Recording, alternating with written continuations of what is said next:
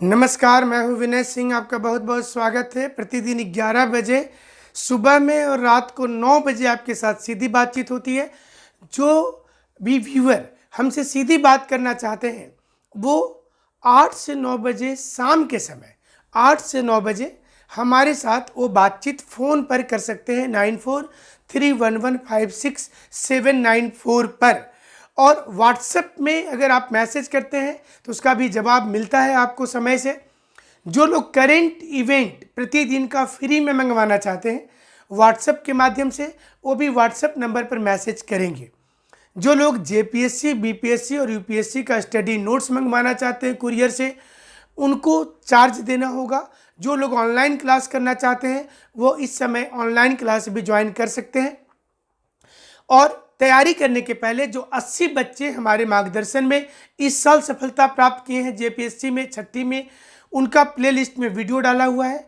और प्रतिदिन रात के शो में जो हमारा 9 बजे आता है उसमें ऐसी ही विशेष जानकारी जेपीएससी को लेकर दी जाती है। सुबह के शो में तमाम नौकरी की आपके साथ बात करते हैं। तो चलिए आज की खबरों की शुरुआत कर लेते हैं, जिसमें खबर यह है कि जेटेट से जुड़े हुए अभ्यर्थी और पंचायत सचिव से जुड़े हुए अभ्यर्थी एक बहुत बड़ा आंदोलन कर रहे हैं। हमारे पास जो खबर आ रही है इसके मुताबिक 8 अक्टूबर से आंदोलन की शुरुआत जेटेट के अभ्यर्थी कर रहे हैं और 13 अथवा 14 अक्टूबर से पंचायत सचिव के अभ्यर्थी रांची में बड़ा आंदोलन कर सकते हैं। क्या डेवलपमेंट हुआ पिछले 24 घंटे में ये आपको बताएंगे और क्या रिजल्ट आने वाली है, सरकार कब जा रही है सुप्रीम कोर्ट सोनी कुमारी वाले मामले को लेकर, इस पर भी बात करेंगे। लेकिन सबसे महत्वपूर्ण खबर यह है कि 2016 टेट के जो अभ्यर्थी हैं वो बहुत ज़्यादा नाराज हैं, क्योंकि उन्हें ये डर सता रहा है कि कहीं ऐसा ना हो कि उनकी अवधि जो है 5 साल वाली वो 2021 में ख़त्म हो जाए और वो देखते ही रह जाए। ऐसे में उनके पास अब आंदोलन को छोड़कर कोई विकल्प नहीं बचा था। इसलिए आगामी 8 अक्टूबर से रांची के मोरहाबादी मैदान में एक बड़ा आंदोलन शुरू हो रहा है। इस आंदोलन के पीछे तर्क ये दिया गया है कि जब तक उन्हें न्याय नहीं मिलेगा, सरकार उनकी काउंसलिंग शुरू नहीं करवाएगी, तब तक वो ये आंदोलन में शामिल होंगे और आमरण अनशन करेंगे। माना जा रहा है कि मोरहाबादी में बड़ी संख्या में 2016 टेट पास वाले आमरण अनशन पर बैठेंगे। सरकार अभी तक इस पर किसी प्रकार का निर्णय नहीं ली है, क्योंकि इसके पहले 2016 के टेट पास अभ्यर्थियों ने लगभग तमाम विधायक और मंत्री को चिट्ठी दिया था। चिट्ठी में उन्होंने ये क्वेश्चन उठाया था कि उनके बारे में कहा गया था कि सरकार बनने के बाद ही उनके बारे में विचार किया जाएगा, लेकिन ऐसा नज़र नहीं आता है, उनके बारे में सोचने वाला कोई भी नहीं है। इसलिए अब उनको मजबूरन ये फैसला लेना पड़ा है।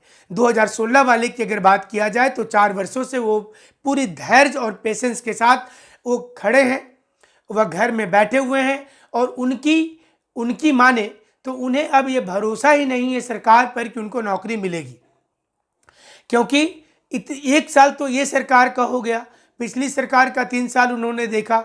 सभी लोग ये आश्वासन देते रहे आज होगा कल होगा, लेकिन ये कल कभी लौटकर नहीं आया। इसलिए स्टूडेंट्स के दिलो दिमाग में ये चल रहा है कि उनके साथ बहुत बड़ा धोखा हुआ है। उन्हें ये बताया गया है कि किसी न किसी प्रकार से उनको बरगला दिया जा रहा है।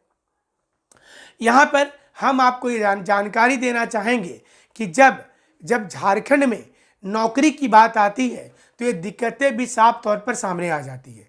दिक्कतें इसलिए साफ तौर पर सामने आ जाती है क्योंकि यहाँ पर सरकार कोई भी हो, स्टूडेंट के बारे में कोई नहीं सोचता है। सोनी कुमारी का जजमेंट आने के कई दिन बीत गए, लेकिन अभी तक सरकार खुद निर्णय नहीं ले पाई है कि इस पर सुप्रीम कोर्ट जाएंगे अथवा नहीं जाएंगे। इसलिए पहले ही स्टूडेंट सुप्रीम कोर्ट चले गए हैं। पंचायत सचिव के अभ्यर्थी रिजल्ट के लिए 2 बार रांची में जेएसएससी कार्यालय पहुंचे। वहां पर उन्हें यही बताया गया कि कार्मिक विभाग से टीजीटी के लिए आदेश तो आया है, लेकिन पंचायत सचिव के लिए आदेश नहीं आया है। सवाल ये उठ कर के सामने आ रहा है कि क्या पंचायत सचिव अभ्यर्थी का 11 जिले का अलग से निकलेगा रिजल्ट या फिर 13 जिले वाले के साथ निकलेगा। इसे लेकर कार्मिक विभाग अभी तक किसी प्रकार का इंडिकेटर नहीं दिया है, यानी कि वहाँ से किसी प्रकार की इंडिकेशंस नहीं आई है और ना ही इसमें जेएसएससी कुछ बोलने के कगार पर है। खबर यह है कि पंचायत सचिव के अभ्यर्थी दुमका में उपचुनाव के प्रत्याशी जो यूपीए गठबंधन के हैं बसंत सोरेन से मुलाकात किया। बसंत सोरेन ने 3 बार इन्हें मिलने के लिए बुलाया। तीनों बार उन्हें आश्वासन दिया गया कि उनके बारे में सोचा जाएगा। आज भी एक मुलाकात हो रही है। इस मुलाकात की क्या चीज़ें सामने आएंगी हम आपको जल्द ही बताएंगे। लेकिन यहाँ खबर यह है कि झारखंड सरकार में सब कुछ ठीक ठाक नहीं चल रहा है। दुमका में उपचुनाव होने वाला है, बेरुमो में उपचुनाव होने वाला है। सरकार अपनी रणनीति बनाने में जुटी हुई है। ऐसे में युवा को भी समझ में नहीं आ रहा है कि फिर से वो पुराने सरकार के खेमे में जाकर के वोट कर दें, यानी कि बीजेपी की ओर, या फिर नई सरकार के ऊपर एक बार और भरोसा किया जाए। सोशल मीडिया की अगर बात करें तो अधिकांश लोग इस सरकार से नाराज हो गए। अधिकांश लोगों का मानना है कि उन्हें जो कमिटमेंट किया गया था वो कमिटमेंट एक धोखा था। हम हर दिन आपके साथ एक सवाल पूछते हैं, उस सवाल में तकरीबन 90% लोग ये मानते हैं कि सरकार स्टूडेंट्स को धोखा दे रही है। सरकार सुप्रीम कोर्ट के नाम पर भी एक कॉम्प्लिकेशंस का बहाना बना रही है। सोनी कुमारी का जजमेंट आ जाने के बाद भी कई रिजल्ट को फंसा कर रखना चाहती है। सिर्फ पंचायत सचिव और सिर्फ टीजीटी का रिजल्ट नहीं है, इसके अलावा 6 और ऐसे रिजल्ट हैं जो झारखंड में रुके हुए हैं। यानी कि इन सभी चीज़ों की भर्ती हो जाएगी तो जेएसएससी सीजीएल का रास्ता साफ हो जाएगा। जेएसएससी सीजीएल का रास्ता इसलिए साफ करना जरूरी है कि इसकी वैकेंसी भी 2 बार निकाली गई, कैंसिल की गई। कई बार इसके चार्ट बनाए गए, कई बार इसका संभावित तिथि बताया गया कि परीक्षा होगी। अब स्टूडेंट हार मान लिए हैं, वो अब तैयारी करना भी छोड़ चुके हैं। उन्हें लगता है कि सिर्फ ऐसा ही बोला जाता रहेगा, परीक्षा होने वाला नहीं है। इसलिए ज़रूरत है सरकार को कि परीक्षा समय पर ले, क्योंकि अगर समय पर परीक्षा भी नहीं होता है तो इसका सीधा खामियाजा भुगतना पड़ता है स्टूडेंट को। और इसलिए स्टूडेंट इस समय अनशन के सिवा कुछ भी उनके पास विकल्प नहीं है। पंचायत सचिव के अभ्यर्थियों ने भी 13 अक्टूबर अथवा 14 अक्टूबर से कोशिश कर रहे हैं कि रांची में उनकी भी टीम बैठे, आमरण अनशन पर बैठ जाए। 8 अक्टूबर से 2016 टेट वाले आमरण अनशन पर बैठ रहे। 2016 टेट वाले की तकरीबन संख्या 52,000 के आसपास है। इनका मानना है कि सरकार के पास इतनी सीट खाली है, उन्हें एक बार भी मौका नहीं दिया गया है। लेकिन इस समय 2013 टेट वाले क्या करेंगे? क्या वो भी साथ में शामिल होंगे? 2016 टेट वाले मानते हैं कि चूंकि 2013 में जो लोग टेट पास किए थे उसमें 2 बार काउंसलिंग का मौका उन्हें दिया गया है, इसलिए अब उन्हें मौका नहीं दिया जाना चाहिए। हालांकि उनकी सर्टिफिकेट की अवधि बढ़ाकर 7 वर्ष कर दी गई है।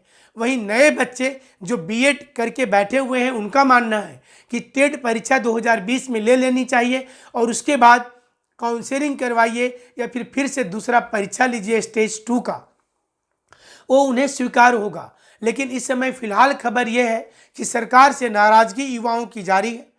लोग नाराज चल रहे हैं और देखना होगा कि सरकार इन युवाओं को उपचुनाव के मद्देनज़र किस प्रकार से मना पाती है।